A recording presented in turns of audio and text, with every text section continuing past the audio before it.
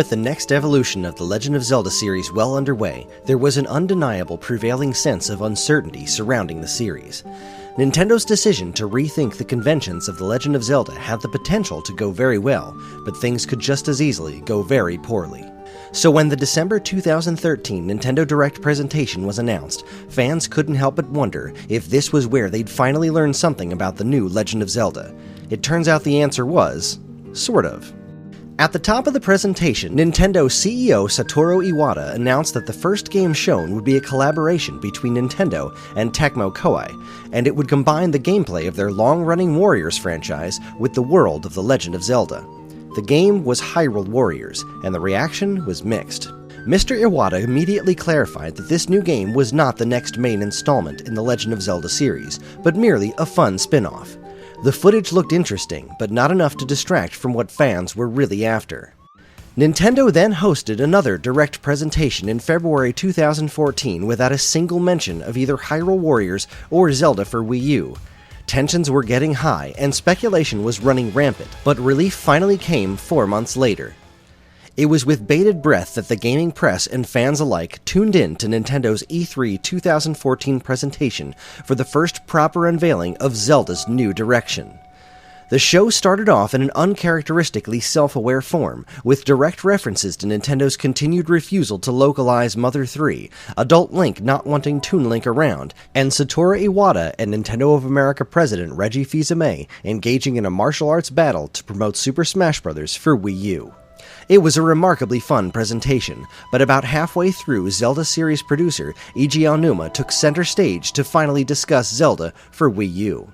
He began by talking about how the new game's development was being based on the sense of exploration players experienced in the original Legend of Zelda. They had been attempting to recreate this open-world exploration feel in games like The Wind Waker for years, but they were never able to accomplish exactly what they were going for. Now their vision had been realized, and they were ready to share it with the world. As the first footage of the game appeared behind him, he explained that this new world of Zelda was going to be far more vast than anything before, with the ability to reach any area from any direction however you want, effectively jettisoning the more rigid structure the Zelda series had exhibited for years. Then, as the image of Aonuma left the screen, fans were treated to their first taste of what to expect from The Legend of Zelda on Wii U.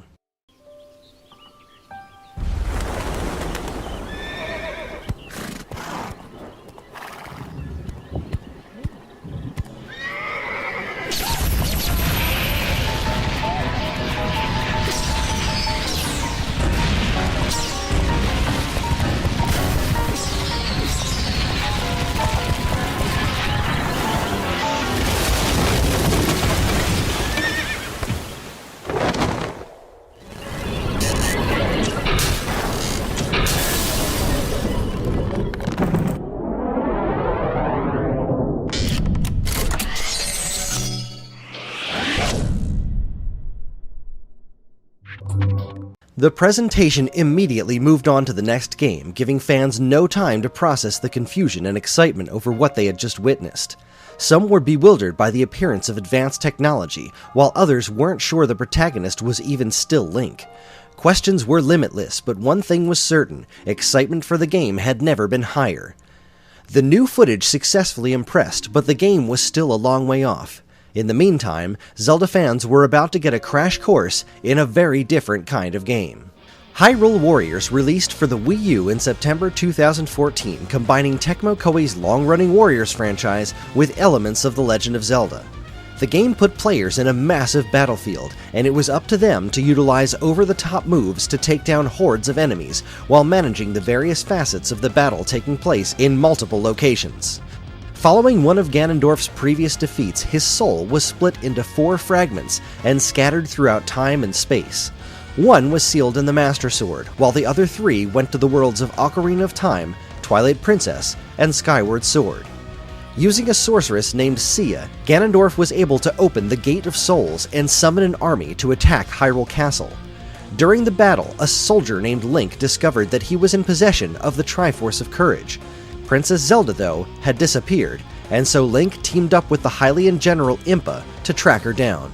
During the course of the adventure, Hyrule Warriors presented players with a unique opportunity to play as a number of different characters from throughout the entire Zelda franchise, many of which were added via updates and downloadable content. Multiple incarnations of Link from games past came with their own unique movesets and art styles, but the playable roster expanded far beyond him to include the likes of Midna, Skull Kid, Zelda, and Ganondorf himself. Even unexpected characters like Tingle, the King of Red Lions, and Ravio made the cut, alongside new characters created just for Hyrule Warriors like Volga and Linkle. The finer points of the game's story get rather convoluted in service of trying to explain how all these characters could coexist in the same universe, but the plot itself was secondary to the fan service on display. Everything from the game's map to its sound effects were an homage to the series' legacy, and while the gameplay didn't catch on with every Zelda fan, most were happy to at least give it a try, which ultimately proved to be a great success, eventually earning the game multiple re-releases and enhancements on future platforms. 3 months later, the 2014 edition of the Game Awards were held. During the event, Nintendo hosted a surprise presentation where they showed off the first actual gameplay footage of The Legend of Zelda for Wii U. Series creator Shigeru Miyamoto joined Eiji Aonuma to show early off-screen footage of the game in action and how their experiments had been paying off. The world was massive, requiring the use of the sailcloth from Skyward Sword as well as horses to traverse. The audience was wowed by the game's progress, but even though they made a point of promising it would release in 2015, the wait was going to be much longer than that. Fans would have to get their next Zelda fix somewhere else. That somewhere turned out to once again be the 3DS. The Legend of Zelda Majora's Mask 3D released in February 2015 for the Nintendo 3DS, giving the N64 cult classic the same treatment as Ocarina of Time 4 years prior. Termina never looked better, with enhanced textures, improved geometry, and all new character models bringing the world to life like never before. A number of refinements were added in an effort to make the game's 3-day cycle and obtuse nature more manageable, but unfortunately not every change was for the better. The game's physics were altered, but the environments were not, leaving certain areas considerably more cumbersome to traverse than in the original, while aspects of its difficulty were lowered to the point of no longer being fun. But in terms of making the game more accessible, it succeeded, as many new fans were much more willing to give this iteration a fair shake. Unfortunately, that didn't translate to better sales, with Majora's Mask 3D failing to move even as many copies as its Nintendo 64 counterpart. The reinvention that Zelda for Wii U promised was in dire need, but behind the scenes significant changes were being made, which would lead to the game being delayed even further. However, Nintendo was also working on something else for Zelda fans, and as had been the case so many times before, it wasn't at all what was expected. The Legend of Zelda Triforce Heroes was released in October 2015 for the Nintendo 3DS, and was once again a multiplayer-focused adventure. Unlike Four Swords though, Triforce Heroes was a 3-player affair, and featured an unusual focus on fashion. Sometime after the events of A Link Between Worlds, Link traveled to the kingdom of Hytopia. There, Princess Styla had been cursed by a witch to only be able to wear an ugly brown outfit, a fate that caused her to lock herself in a room, sending the kingdom into turmoil. King Tuft sent word that he was looking for 3 adventurers to become something called Totem Heroes, travel the Drablands, track down the witch to lift the curse, and save the kingdom. Naturally, Link answered the call and headed to a castle chamber to talk to an old man who would either help Link begin his adventure by creating 2 copies of himself to be controlled by other players, or granting him the use of doppels, dolls that could be manipulated for single-player play. Regardless of how many players were involved, one of the game's primary mechanics centered around the 3 Links having to stand on top of one another to form totems.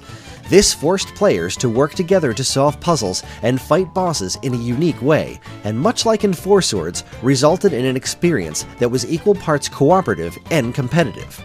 As expected, after a number of dungeons, battles, and costume changes, the Links were able to defeat the witch and return Styla to her old self, saving the kingdom in the process. Triforce Heroes had an unusual tone for a Zelda game, standing as the least self-serious entry in the franchise to date. But while the actual gameplay could be very fun with 3 players, many felt the experience was lacking. Reception was mixed, with some outlets awarding it high honors thanks to its clever puzzle design, unique style mechanics, and music in a similar vein to A Link Between Worlds, but others found the single-player game to be somewhat tedious, characters uninteresting, and the overall stakes too low. At the time of its release, it was among the lowest-selling Zelda games ever, only outperforming Four Swords Adventures for GameCube and the CDI games. By 2016, it had been 3 years since Nintendo released the Wind Waker HD as a holdover for fans who had already been waiting for Zelda on Wii U since 2011. But even after showing gameplay at the Game Awards over 2 years prior, the game still wasn't ready. Nintendo needed more time, so they once again looked to the past. The Legend of Zelda Twilight Princess HD released for Wii U in March 2016, bringing Link's most popular adventure to date into high definition for the very first time. Like the Wind Waker HD before it, the game featured upgraded textures, touchscreen inventory management, and several other minor tweaks. However, the result this time around wasn't quite as impressive. Where Nintendo was careful and thorough in making the Wind Waker work as well as possible in high definition without betraying the original's charm, Twilight Princess HD was a much more straightforward port.